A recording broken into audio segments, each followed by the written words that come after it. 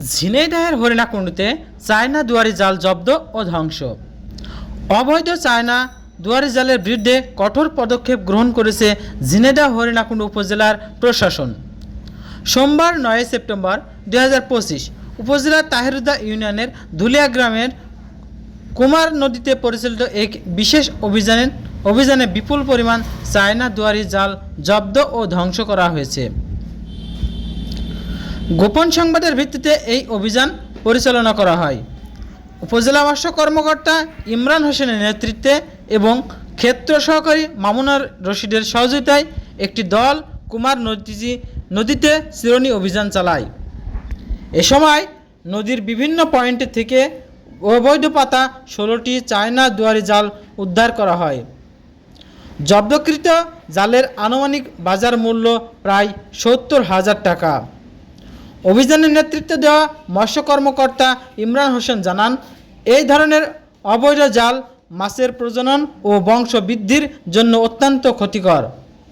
এটি ছোট বড় সব ধরনের নির্বাচনের ধরে ফেলে, যা জীববৈচিত্র্যের ও মৎস্য সম্পদের উপর নেতিবাচক প্রভাব ফেলবে। তিনি আরও বলেন, মৎস্য সম্পদ রক্ষা এবং অবৈধ জালের ব্যবহারে বন্ধে তাদের এই ধরনের অভিযান নিয়মিতভাবে চলবে।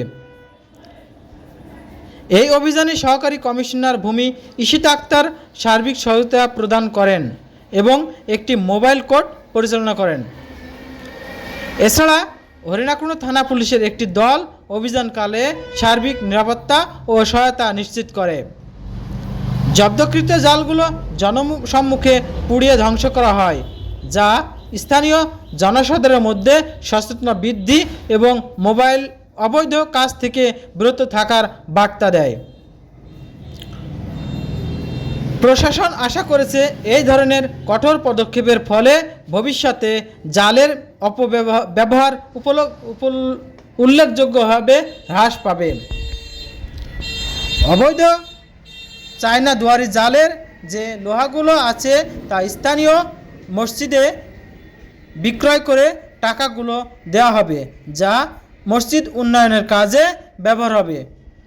উপজেলা প্রশাসন কর্তৃক একজন স্থানীয় ব্যক্তির মাধ্যমে জিম্মা দিয়ে এই লোহাগুলো বিক্রির আদেশ দেন। উপজেলা প্রশাসন ও মৎস্য কর্মকর্তা জানায়, এই বিভিন্ন জায়গায় বিভিন্ন নদীতে অবৈধ চায়না দুয়ারি জাল ব্যবহার করে মৎস্য শিকার করছে, তার বিরুদ্ধে কঠোর ব্যবস্থা গ্রহণ করা হবে।